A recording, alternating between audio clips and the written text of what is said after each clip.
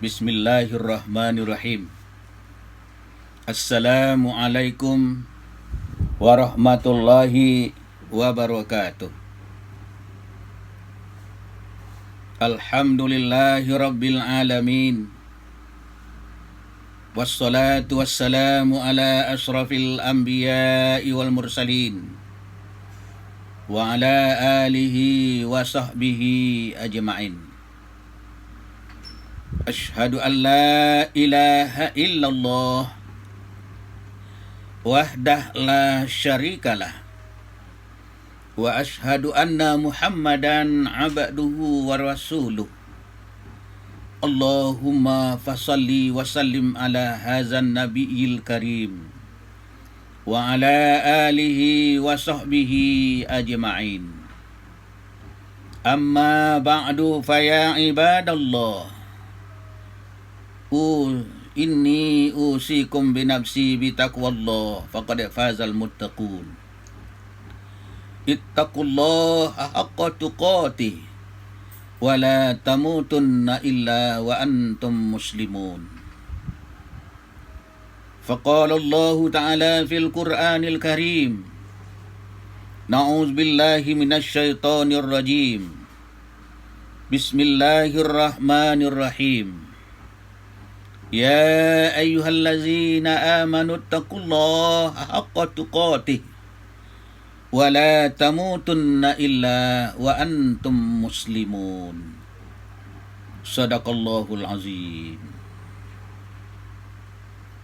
Bapak-bapak, ibu-ibu, saudara-saudara pendengar video dimanapun berada, pada kesempatan ini, marilah kita mengucapkan puji dan syukur kepada Allah Subhanahu wa Ta'ala dengan membaca Alhamdulillah wa syukrillah wa la hawla wa la quwwata illa billahil aliyyil azim. Kemudian salawat dan beriringan salam kita mohonkan kepada Allah, semoga disampaikan buat Rasulullah Muhammad sallallahu alaihi wasallam dengan ucapan Allahumma sholli ala Sayyidina Muhammad wa ala alihi wa sahbihi ajma'in. Para pemirsa, pendengar video dimanapun berada, kita sebagai seorang hamba Allah, sebagai seorang hamba Allah yang muslim, sebagai seorang hamba Allah yang mukmin, sebagai seorang hamba Allah yang muhsin, sebagai seorang hamba yang mukhlis, apalagi sebagai seorang hamba yang muttaqin, kita menyadari bahawa tujuan hidup dan kehidupan kita di dunia yang fana ini, Allah ciptakan kita adalah untuk mengabdikan diri kepadanya. Sebagaimana Allah berfirman dalam surat Az-Zariyat ayat 56. A'udzu billahi minasyaitonir rajim. Wa ma khalaqatul jinna wal insa illa liya'budun. Tidak kuciptakan jin dan manusia kecuali untuk mengabdi kepadaku, kata Allah. Ma'asyiral muslimin rahimakumullah. Di samping itu, dalam mengharungi kehidupan dunia ini, juga kita siap untuk diuji, juga kita siap untuk dicoba. Kalau kita sebagai ibaratkan sebuah emas, apa kata orang bijak? Emas adalah tahan uji, perak adalah tahan sapu.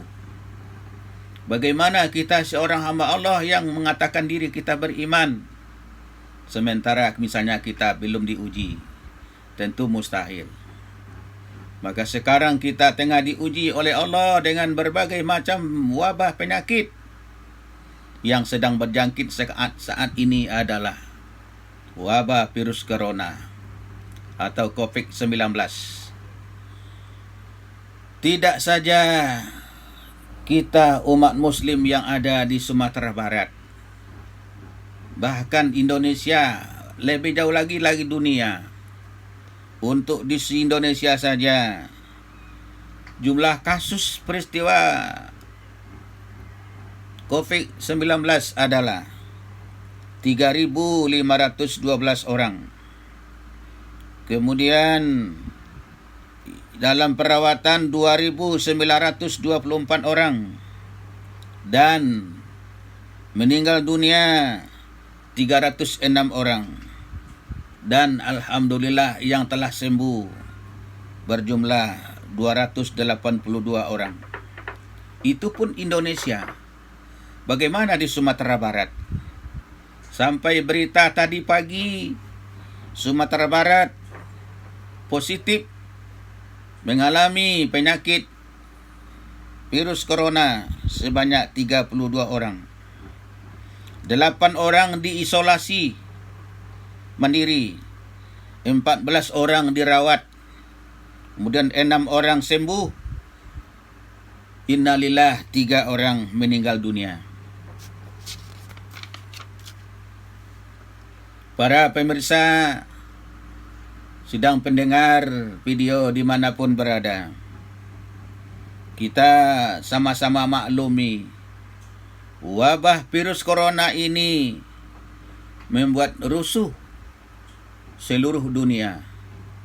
Tentunya kita sebagai seorang hamba Allah yang tadinya telah mengakui menjadi seorang Muslim, yang tadinya mengakui telah menjadi seorang mukmin, yang tadinya mengakui telah menjadi seorang muhsin, yang tadinya mengakui telah menjadi seorang mukhlis, apalagi mengakui telah menjadi seorang muttaqin. Tentu ada beberapa hal yang perlu kita perhatikan dan diamalkan dalam menghadapi ujian yang Allah berikan kepada kita itu. Minimal kiat untuk menyikapi wabah virus corona ini menurut ajaran Islam ada 4 macam. 1. Kita senantiasa meminta perlindungan kepada Allah Subhanahu wa ta'ala. Kenapa kepada Allah kita meminta perlindungan? Kita tahu Allah yang maha kuasa, Allah yang maha segala-galanya. Tentunya kita menyadari virus corona adalah makhluk sebagaimana makhluk-makhluk Allah lainnya. Dan ia tidak akan bergerak kecuali atas perintah dan izin Allah Subhanahu wa ta'ala. Oleh karena itu, tentunya kita berlindung dari wabah ini kepada Allah Subhanahu wa ta'ala sebelum kita berlindung kepada kemampuan diri sendiri atau kemampuan orang lain. Ingatlah bahwa Allah adalah sebaik-baiknya pelindung dan sebaik-baik penjaga, sebagaimana firman Allah dalam surat Yusuf ayat yang ke-64. A'udzubillahi minasyaitonirrajim. Fallahu khaira hafiza wa huwa arhamur rahimin.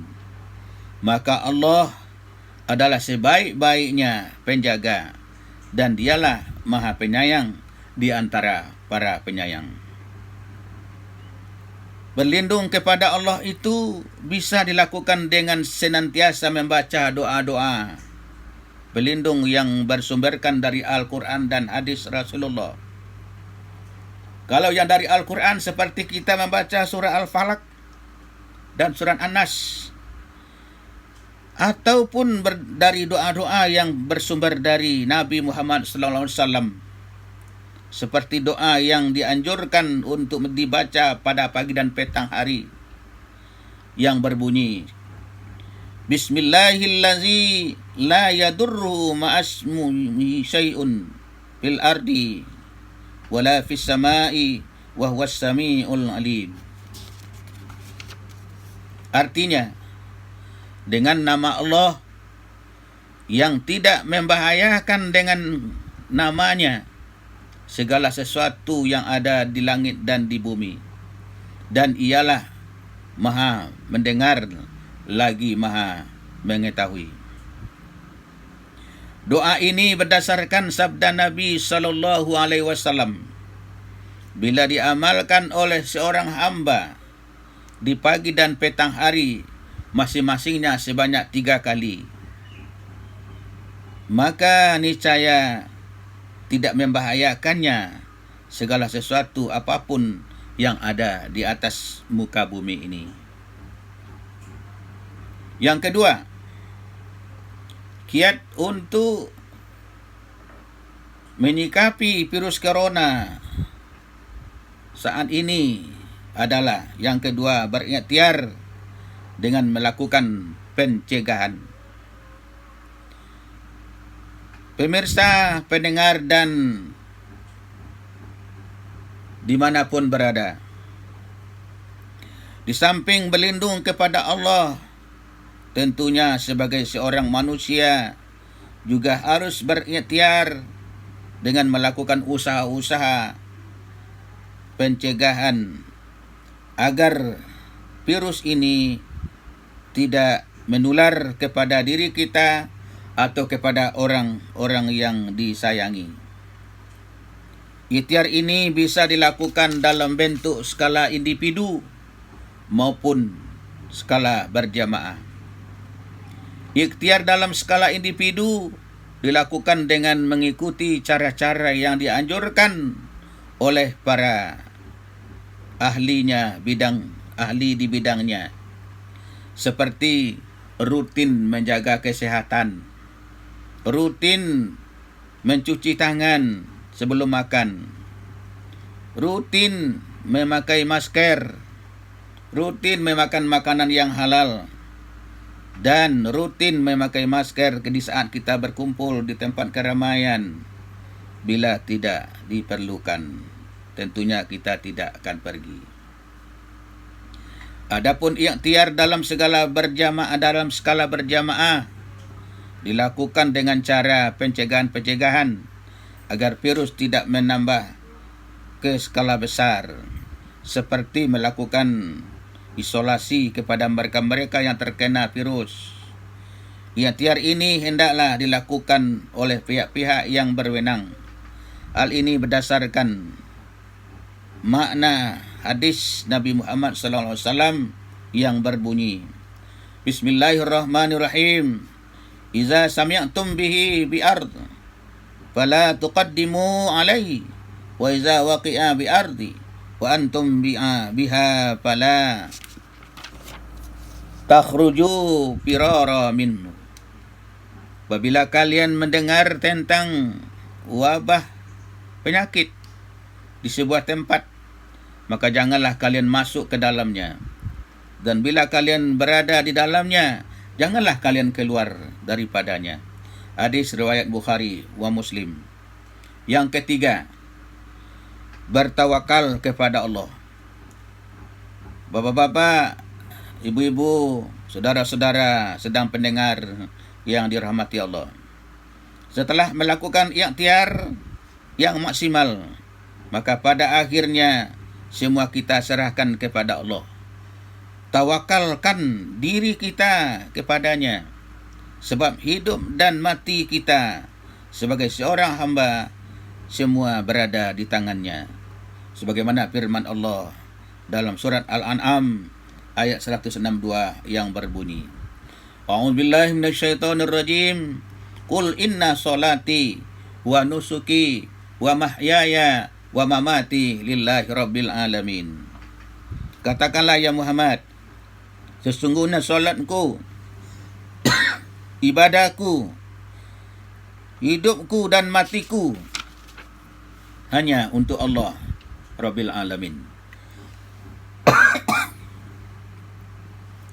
Perlu kita ketahui bahawa seorang akan tetap hidup bila mana memang ajalnya belum datang.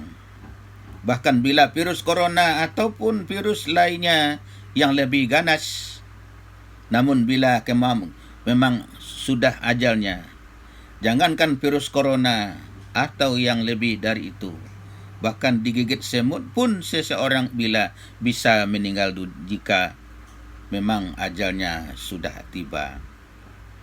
Ajal seseorang pasti datang. Namun pertanyaan, apakah yang kita persiapkan dari amal soleh menyambut ajal tersebut? Semoga Allah menutup hidup kita dengan husnul khotimah. Amin. Para hadirin, para pemirsa, pendengar dan dimanapun berada. Yang terakhir dari 4 kiat menyikapi virus corona menurut ajaran Islam yaitu yakin kepada Allah akan kesembuhan.